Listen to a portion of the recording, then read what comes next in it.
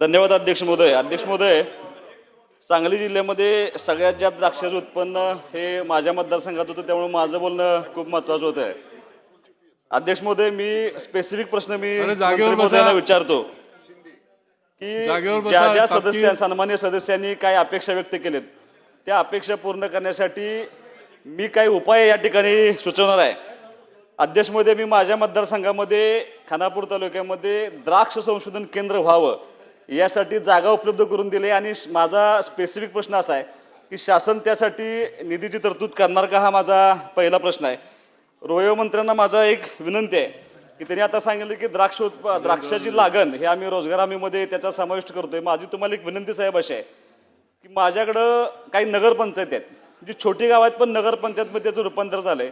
तर त्या नगरपंचायती हद्दीमध्ये रोजगार हमीच्या माध्यमातून द्राक्षाची लागवडची योजना त्या नगरपंचायत हद्दीमध्ये राबवण्यासाठी आपल्याकडून सकारात्मक प्रयत्न व्हावे अशी माझी विनंती आहे. यालाच धरून अध्यक्ष महोदय, या अनुषंगानं माझा एक प्रश्न अत्यंत महत्त्वाचा आहे. जसं रोहित दादांनी सांगितलं की अफगाणिस्तानचा बेदाणा ह्या सगळ्या आमच्या जिल्ह्यामध्ये आला होता आणि अत्यल्प प्रमाणामध्ये आमच्या मतदारसंघातून आमच्या जिल्ह्यातून त्या ठिकाणी बेदाणा एक्सपोर्ट होतो आणि सगळ्यात जास्त द्राक्ष एक्सपोर्ट करण्याचं प्रमाण हे आमच्या सांगली जिल्ह्यामध्ये आहे.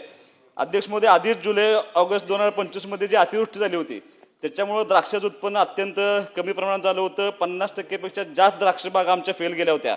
एकरी 3 ते 5 लक्ष आमचा त्या ठिकाणी खर्च असतो. सांगली जिल्ह्यातून साधारणपणे 1500 कंटेनर निर्यात केले जाते. यामध्ये आपल्या देशाला प्रचंड मोठं परकीय चलन मिळत असतं.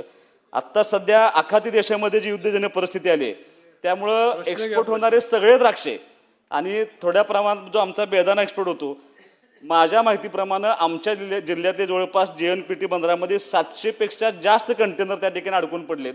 आता कधी युद्ध थांबेल हे आपल्या हातामध्ये नाही, पण ह्या द्राक्ष मालाचं आणि याचं जे उत्पन्नामध्ये आता जे नुकसान होणार आहे त्या नुकसानासाठी माझा स्पेसिफिक प्रश्न असा आहे की ह्या द्राक्ष उत्पादक शेतकऱ्यांना शासनाकडून अनुदान स्वरूपामध्ये तातडीने आर्थिक मदत मिळणार का, आणि अतिवृष्टी आणि युद्धजन्य परिस्थितीमुळे अशा दुहेरी संकट सापडल्या द्राक्ष बागात शेतकऱ्यांना सरसकट कर्जमाफी करणार का, आणि शासनाच्या वतीनं द्राक्ष संशोधन केंद्र खानापूर तालुक्यामध्ये मंजूर करणार का, हा माझा स्पेसिफिक प्रश्न आहे.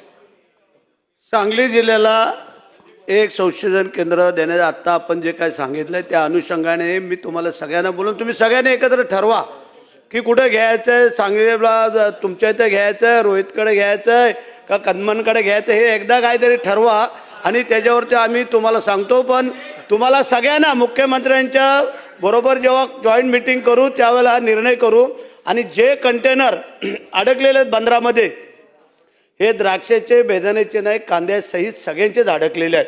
त्यावरती हा ठोस निर्णय केंद्रापासून राज्यापर्यंत हा सगळा होईल आणि जी काय भरपाई इतर मिळेल ते आपल्याला पण दिली जाईल आणि त्याचा साकल्याने विचार केला जाईल. खानापूर तालुक्यातील एकमेव सर्वसमावेशक हक्काचं न्यूज चॅनल विटा लाईव्ह न्यूज चॅनल.